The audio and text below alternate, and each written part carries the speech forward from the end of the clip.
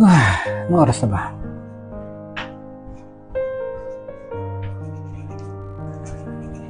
Makapag-unbox na nga. So welcome to my vlog. Hindi lang ang unboxing to, halo-halo na nandun. So habang nasa outdoor tayo, don't forget to like and subscribe. Panoorin yung unboxing ko. And welcome to Robust Page. See you then! Yun o. Okay guys, kamusta kayo? Guys pala. So ito, tara unbox tayo.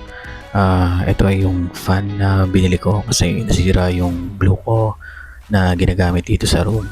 Unfortunately nahulog siya, so nasira, nagkaroon ng basag sa loob. Although umiikot, hindi na balance ang ikot niya and ano nang gamitin eh. Alam mo yun? Yung pinakahuling nangyari sa kanya is parang hindi na maganda yung ikot niya, tapos mahina na rin, so tinapon ko na. So ito, bumili ako ng pampalit, ibang seller to, hindi katulad dun sa nabilan ko last time. And may brand na nga rin pala sila ngayon na ito. Ito ang brand nito is spelled as SYCAT. And as usual, wala pa rin box or anything. Basta plain na bubble wrap lang siya. Buti na lang maayos yung mga riders dito sa amin. Maganda yung pagkaka-deliver, walang sira. So yan.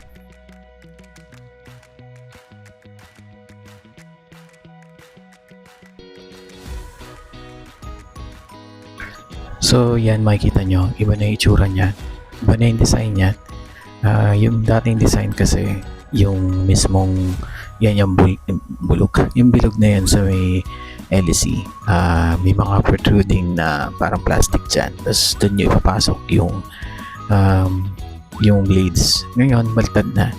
So yung blades na yung papasok sa LEC, hindi na yung LEC yung papasukan nung mismong umiikot dun sa fan. So makita niyo yan sa mga familiar sa mga ganitong product, alam niyo yung sinasabi ko. So nga pala, ito yung rubber, parang rubber pad para pagka kinlip nyo siya, hindi siya umikot, hindi siya mag-slide. Mas okay yan kasi yung nakaraan parang dinidikit, ito parang perfect fit. So ipapasok mo lang siya doon. And then ito yung LEC, ang size nito is around 6.5 inches. And then yan no, yung tinutukoy ko, ipapasok mo siya. Hindi katulad dati na parang may mga ngipin-ngipin dyan, ipapasok nyo yung LEC doon sa mismo parang mga slots. Tapos yan, yung LEC nga pala malambot yung blade. So ilang beses na ako tinamaan yan, nakakagulat pero hindi naman masakit. I think kahit bata hindi masasaktan dyan eh. I mean, nung dati sa Taguig, may parang 3 to 4 years old kami nun, nababangga niya, hindi mo siya nasasaktan, chill lang.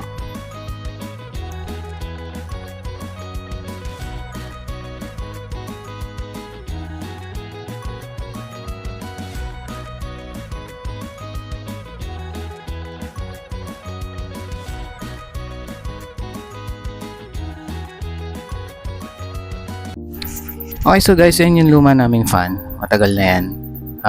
Matagal na lumalaban sa buhay yan. Hindi ko maalala ko ito yung unang-una ko in-unbox na pink or something. Tapos, ayan. So, ito yung bago natin. Kita nyo naman. Mukha namang okay. Halos magkasinlaki pala sila. Akala ko maliit yung isa. Itong blue. Pero kita nyo yung design. Lalo na sa part na to. Iba siya, oh. Compared dun sa isa. Which is yan. Iba yung design niya. Siguro ito yung first gen or isa sa mga unang edition. So, try na natin i-set up. Tingnan natin kung okay. So, yun na nga guys. Ayun na. Maandar na siya. Oh my God, ang ganda. Gusto nyo ba? Isang speed lang nga pala yan sa mga hindi nakakalam. And parang nasa 23 watts or something lang yung lalagay ko doon sa description. Magbasa kayo ha. Tapos pati yung ni seller lalagay ko doon. Dati walang mga nakapost ko ilang watts yan eh. So ngayon meron na. Tapos ito pa palang tip na may bibigay ko sa inyo, no? Pag ginagamit niyo yung fan nyo, kung meron kayong maliit na fan or kung pwede nyo tutukan ng hangin, tutukan nyo para at least makapagpahinga ng ilang minuto para na may hangin. Pero papagod din yan. Tulad na ginagawa ko. Pasensya na nyo kung madumi yan ha. Pero ayan, kita nyo, may fan na maliit dyan. 12 volts yan. At tutok yan dyan sa motor ng fan na pink. Kasi yung pink, since na-solo na siya, umaandar yan minsan ng 9 to 12 hours a day or kada gamit. 9 to 12 hours. So, syempre, pagpapahingayin mo yan, o hindi, magkakaroon ng problema, madali masira, or magiging cause pa na sunog. So, yun, inuurasan ko lagi yan. Sasama yan sa sinusulat ko sa araw-araw. So, pagka umandar siya ng mga ganong length, ang pahinga niya is mga 15 to 21 minutes na nakatutok sa fan to saka ko lang pupusan. So, imagine niyo yung hirap ko nun mainit tapos nakapahinga wala akong fan dito kasi solo siya. So, ngayon, dalawa na sila, palitan sila. So, yan, di ba? Angas, bagong design, same operating stuff na kailangan mong pindutin. Tapos, ano pa ba? So, yun na nga. Yan. Goodbye. I mean, magandang nabili ko. So, yun na nga guys, nakapag-unbox and assemble ko na yung fan. Actually, yun lang muna ngayon. So, share ko lang yung, again, yung kalimutan. Pagpahingay niyo yung fan nyo and orasan nyo kailang oras sa nagagamit per day para alam nyo kung kailan nyo i-off. And yun lang. Kasi yung pink na yan, matagal na yan na hindi nasisira. Yung blue na pinalitan ng blue din, kaya lang nasira kasi nabagsak. And yun, nung nabagsak, ang naging unbalanced na siya. Sorry, hindi ko na napakita eh. So basta pag binuksan nyo siya, maingay, yumayanig yung buong fan kasi nga hindi na-balance yung motor sa loob para may nasira. And ayoko nang buksan eh kasi wala ko expert dyan. So pinalitan ko na lang. Ang halaga pala nito is nasa 150 or 145. Nasa 6 inches ang I believe 6 inches yung niya, yung fan niya kasi may small niyan. Bumili na kayo sa online kasi mahal po tragisa na yan pag sa mga tindahan kayo bumili sa labas. Ang halaga niyan sa labas is yung ganyang size 200. Yung maliit 180. Ano naman yung halaga na yung tutubuan pa? Ang negosyo talaga mga kademonyohan hanggat pwede man lamang manlalamang. Alam niyo yung mga negosyante, walang hindi nagbibigay ng halos konti lang ang tubo except Chinese.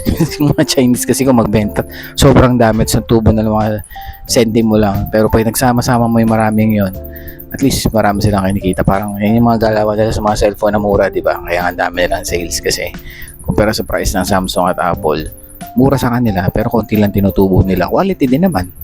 Okay, ba't ka pa bibili ng mahal, di ba? Naloko mo lang yung sariling para pabili ng branded. Ito namang fan na to, although hindi siya branded, may pangalan siya ngayon. Dati kasi wala. Ngayon ang pangalan is parang Sikat SYCAT. Okay naman siya. Kasi yung pink ko okay din yun. Kahit walang brand yan. Ito, may brand kahit pa paano. Pero still, hindi siya nabibili sa mga malls. Kasi pag binili mo sa mall, mahal na. Pero yung sinasabi ko sa inyo, tigo 180 tsaka 200 ang price. Sa tabi lang kami ng palengke nagtanong nun, ang yabang pa nung nagbebenta. Ano yun sir? Magkano? Ano gusto niyo? Malaki, maliit? 200! Sinabi ko talaga sa mukha niya, mahal niyan sir. 200! Sa online na lang ako bibili. O, tameme siya. Tapos ang usapan. Anyway, kung may mga tanong kayo, tips or ano man, gusto niyo may linawin, sabihin niyo lang ha, mag-comment kayo. Don't forget to like, share, and subscribe. Or mala-script na natin yan. So yun, mag-unbox pa ako na ibang gamit. Sana ma-upload ko to ngayon mismo, no? Today is April 23. So baka yun ako kailan ko na post to. Bye!